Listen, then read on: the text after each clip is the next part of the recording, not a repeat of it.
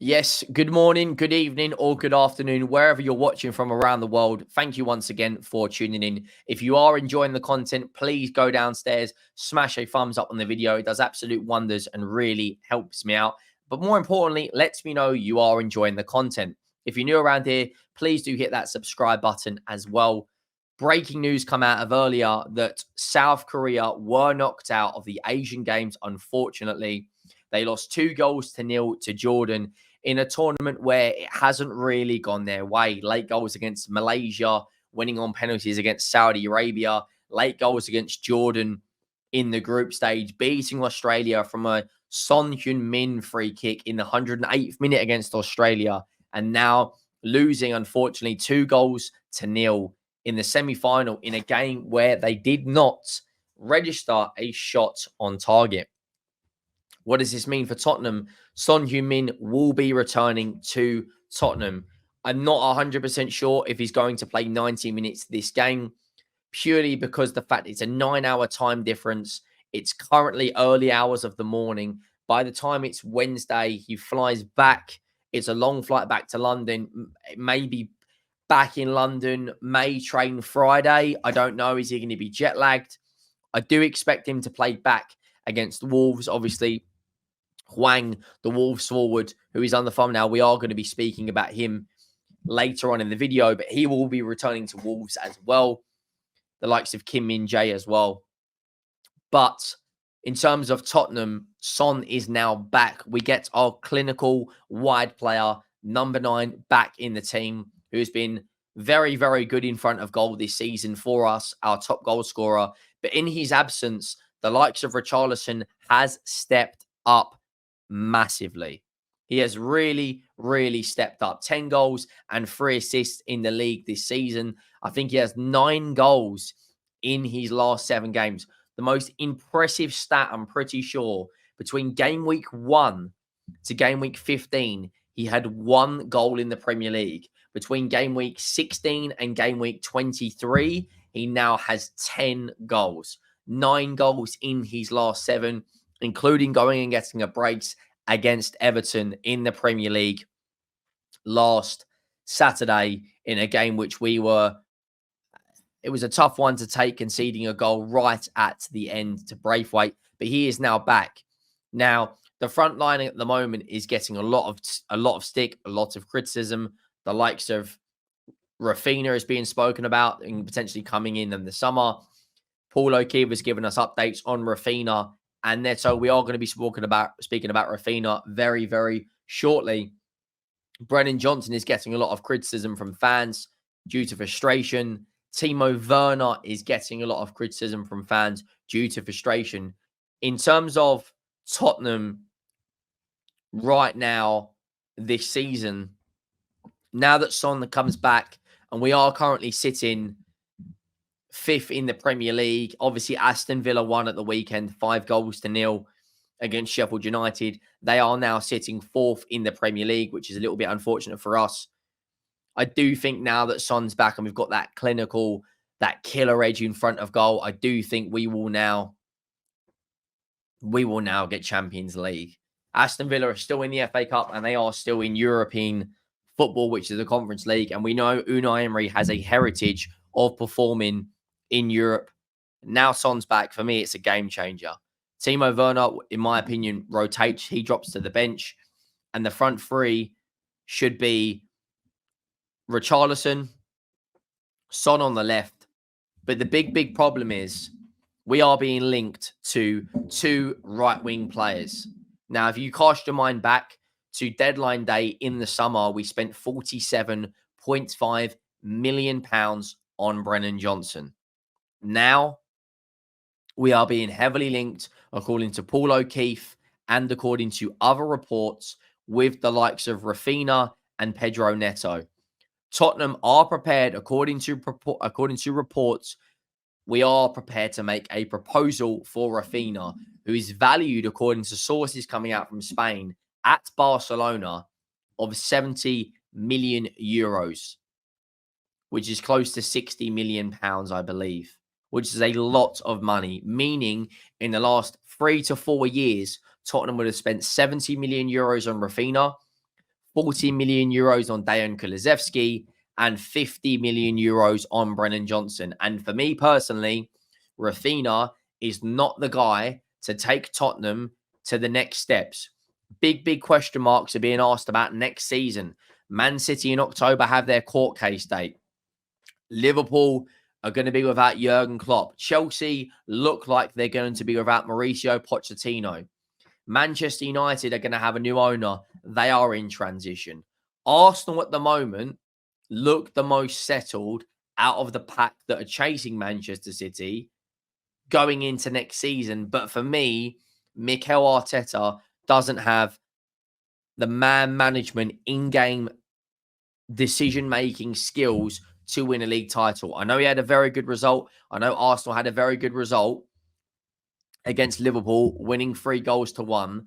But for me personally, someone has got to be looking out of that pack, going for Manchester City. Signing players like Raphina, for me, he doesn't take us to the next level.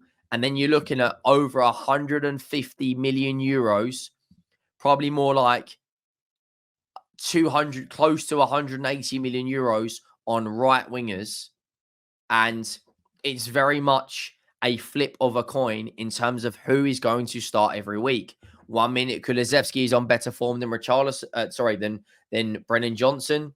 The next minute, Brennan Johnson is on better form than Kulusevski. In terms of Tottenham, Richarlison has basically solidified that striker position. Son Heung-min has solidified that left wing position. You look at the backup of Timo Werner, Manuel Solomon, Brian Hill. Big question marks about Brian Hill and Solomon. Is spending 70 million euros, according to reports, on the likes of Raphina, as it stands right now, the correct thing to do? In my opinion, no, it's not the right thing to do. However, one player that I am interested in, well, there's two players at Wolves that for me would take us to another level. And those two players, obviously everyone knows my thoughts on Pedro Neto. 95th minute equaliser against Manchester United. Unfortunately, they lost that game in the end.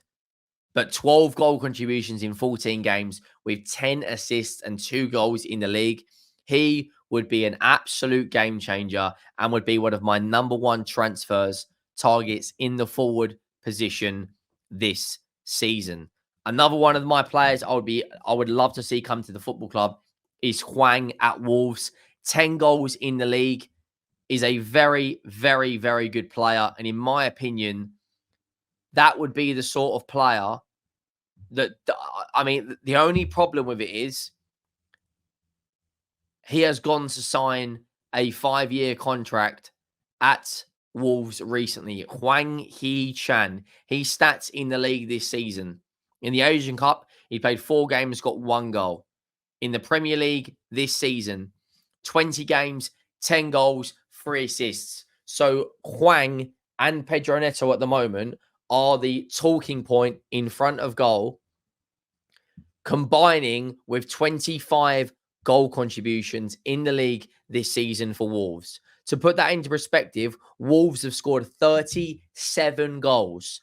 Hwang and Pedro Neto have combined to 25 of those 37 goals.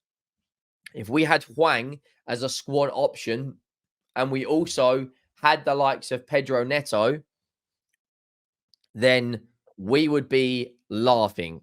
The problem that we've got is we have gone out and spent big money on the likes of Brennan Johnson and Dejan Kulusevski. The fan base is completely divided down the middle. No one knows long-term if either of those are going to be the guy at right wing. Dejan Kulusevski has proved recently that he can play in the 10 role. However, James Maddison is back now. And if Brennan Johnson is performing on that right-hand side, Dejan Kulusevski is not going to get regular game time. The caveat to that is when we're in Europe, we're going to have more games. You can flip it the other way around. When Dejan Kulusevski is performing, Brennan Johnson's not going to go get game time. For me personally, they are both very inconsistent players. Dejan Kulusevski can have the game of his life, you know, dunk on Nathan Ake's head in Manchester City and get a last-minute equaliser, a header. He can whip in a fantastic cross at the Etihad a couple of years ago. Harry Kane gets a header. You know, one of his debut games for us, he performs. The problem we've got is when you look at Dejan Kulusevski and when you look at Brennan Johnson's goal contributions this season, combined, they have less goal contributions than Hwang and Pedro Neto. The problem, as I said, is Hwang has signed a 5-year contract with Wolves recently. So they're going to want an astronomical amount of money to break him out of that contract. Raphina, in my opinion, is not worth the 70 million euro price tag he's valued at. Pedro Neto is probably going to cost Tottenham around 60 million pounds. I think that he is worth every penny. The forwards that we've been speaking about recently, Michael Elise is now out for 6 to 8 weeks out with an injury. Other players we've been linked to, the likes of Eze, fantastic player. I would love Eze. Can play across the front line, can play midfield, can play the 8 role, can play in at number 10. But in terms of where we are this season, throughout the remainder of the season, in terms of the front three, Richarlison has got that striker position locked down. Son Heung-min will play left wing. Who plays right wing? When you look at the midfield, it's nice to have a selection headache that we have. We've got Sarr coming back from AFCON. He will probably start against Brighton. We've got Benson Core. We've got Højbjerg. We've got James Maddison. We've got Giovanni Lo Celso to come back from injury. It's a nice headache to have. However, on that right wing, we don't have that many great options. We have Dejan Kulusevski and Brennan Johnson. And at the moment, it kind of feels like whoever is playing better football that week will start. It's not necessarily...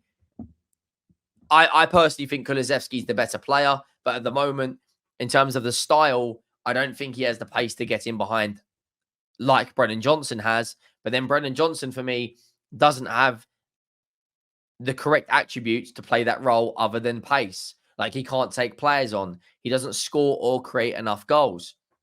I'm willing to give him to the end of the season. But then I genuinely think next season we are looking at right wingers and more importantly, we're looking at right wingers that are left-footed. For instance, Pedro Neto and Raphina both cut in on that left foot. They can also play on the left. Pedro Neto can play on the left. Raphina has played on the left at Leeds as well. So, yeah, there's a few players we're looking at. We're also looking at another centre-back in the summer. Could potentially Ben Davies be leaving? Is Joe Rodon be leaving? You've got the likes of Ashley Phillips coming back. Let me know your thoughts down below if you haven't already. Make sure you do smash a like on the video. Drop a comment. I'll see you all soon. Thank you all for watching. I am